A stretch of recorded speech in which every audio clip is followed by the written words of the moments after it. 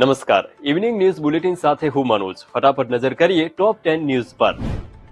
Ahmedabad airport પર આજે બપોર સુધીમાં અમદાવાદ આવતી 3 ફ્લાઇટ સંપૂર્ણ રદ કરવામાં આવી, જ્યારે 12 ફ્લાઇટ મોડી પડી છે તો અમદાવાદથી જતી 9 ફ્લાઇટ પણ મોડી પડી, જેના કારણે કાઉન્ટર પર પેસેન્જરોની લાંબી લાઈનો લાગી. ગુજરાત હાઈકોર્ટને ફરી એકવાર ધમકીભર્યો ઈમેલ મળ્યો. બોમ્બ પ્લાન્ટ કરાયાની ધમકી મળતા જ બોમ્બ સ્ક્વોડ અને ડોગ સ્ક્વોડની ટીમો દોડતી થઈ હતી. જો કે ગુજરાત હાઈકોર્ટનું કામ રાબેતા મુજબ યથાવત છે. મદીનાથી હૈદરાબાદ જતી ફ્લાઇટનું અમદાવાદ એરપોર્ટ પર ઇમરજન્સી લેન્ડિંગ કરવામાં આવ્યું. હૈદરાબાદ એરપોર્ટને ધમકીભર્યો ઈમેલ મળ્યો કે ઇન્ડિગોની ફ્લાઇટમાં મોહમ્મદ નામના વ્યક્તિએ કેપ્સ્યુલ ગળી છે. આ કેપ્સ્યુલથી માનવ બોમ્બ એટેક થશે. જો કે તપાસ બાદ ફ્લાઇટને રવાના કરાઈ છે. આ ફ્લાઇટમાં 40 મુસાફરોનું નામ મોહમ્મદ હતું.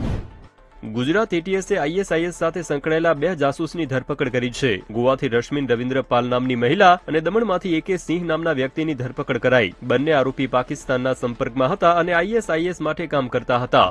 દારૂ અને ડ્રગ્સના વિરોધમાં અમદાવાદમાં એનએસયુઆઈની બાઇક રેલી યોજાઈ, જેમાં જિગ્નેશ મેવાણીએ ફરી એકવાર હર્ષ સંઘવીને ચેલેન્જ આપતા કહ્યું કે તમારામાં તાકાત હોય, પાણી હોય